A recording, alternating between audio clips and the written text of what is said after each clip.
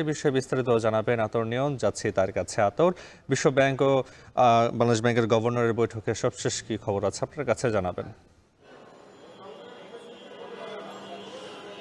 যেমনটি বলছিলেন যে যেই ব্যাংকগুলোর সমস্যায় রয়েছে তাদের সাথে কিন্তু আজকে বিশ্ব ব্যাংকের প্রতিনিধি, বিশেষ করে যে বিশ্ব ব্যাংক এবং আমেরিকা বা ইউএসএ যে ট্রেজারিরা রয়েছেন তারা আজকে বৈঠক করার কথা রয়েছে। আমরা জানি যে এই সমস্যা থাকা ব্যাংকগুলোর একটি যে অঙ্ক টাকা, সেই বড় ধরনের যে টাকা পাচার হয়েছে সেই টাকার কারণেই কিন্তু ব্যাংকগুলো আসলে সমস্যায় রয়েছে এবং সেই টাকার কারণেই কিন্তু তারা গ্রাহকের টাকা দিতে পারছে না এবং তারও সংকটে রয়েছে। তো সেই জায়গা থেকে সেই টাকা ফিরিয়ে নিয়ে আসার কিন্তু কথা ইতিমধ্যে গভর্নর, অর্থ মন্ত্রণালয় থেকে বেশ কিছু বলা হয়েছে যে এক্সাক্ট যে টাকাটা আসলে পাচার হয়েছে সেটা সংখ্যা জানা না গেলেও টাকা ফিরিয়ে নিয়ে আসা হবে সেই ব্যবস্থা কিন্তু করা হচ্ছে বলে জানানো হয়েছে। তো তারই ধারাবাহিকতায় আসলে যারা টাকা পাচার করেছে সেই টাকাগুলো কিন্তু নামে এবং বেনামে পাচার করেছে এবং যে ব্যাংক থেকে পাচার করেছে সেই ব্যাংকগুলোই আসলে বলতে পারবে যে টাকাগুলো কোন কোন নামে, কোন কোন চ্যানেলের মাধ্যমে দেশ থেকে বাহিরে গিয়েছে। তো মূলত যে সমস্যা থাকা ব্যাংকগুলো রয়েছে তাদের অর্থটা কিভাবে দেশের বাহিরে গিয়েছে এবং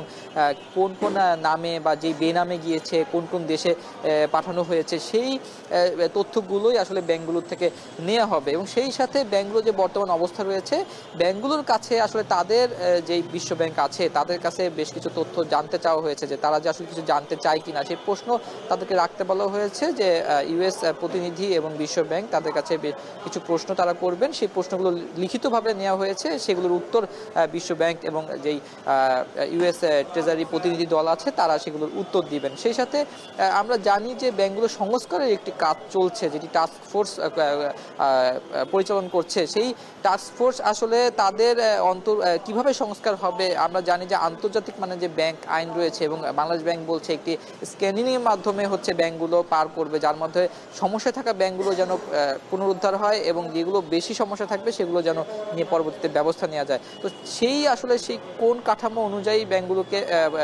সংস্কার করা হবে, পুনর্গঠন করা হবে, টাস্ক ফোর্স কিভাবে কাজ করবে, তারই অন্তর্ভুক্ত হিসেবে আরেকটি বিষয় হচ্ছে ব্যাংকগুলোকে, এই দুর্বল ব্যাংকগুলোকে কিভাবে সংস্কার করবে সেই বিষয়ে আজকে আলোচনা হবে বলে জানানো হয়েছে। তো এই বৈঠকে ইতিমধ্যে ব্যাংকগুলো আসা শুরু করেছে, কিছুক্ষণের মধ্যে হয়তো ব্যাংকের গুলোর সাথে বৈঠক শুরু হবে। তো এই ছিল আজকে দুর্বল ব্যাংকগুলোর সাথে বৈঠকের সর্বশেষ তথ্য।